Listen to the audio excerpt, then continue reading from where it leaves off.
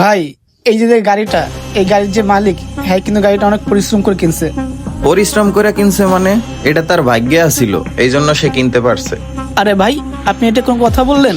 আরে বেডা, পরিশ্রম তো এই দুনিয়ার সবাই করে। এরকম গাড়ি কয়জনে কিনতে পারে? এর মানে এই গাড়িটা তার ভাগ্যে আছিল, এই জন্যই তো কিনতে পারছে, তাই না?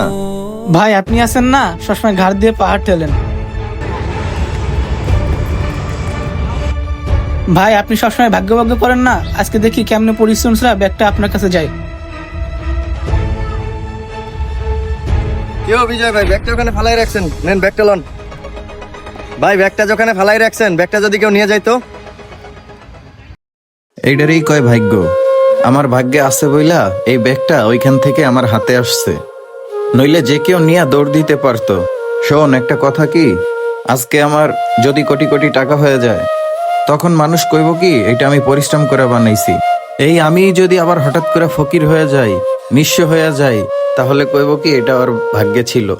এই পৃথিবীতে প্রত্যেকটা মানুষই কিন্তু পরিশ্রম করে, সবাই কিন্তু সফল হয় না।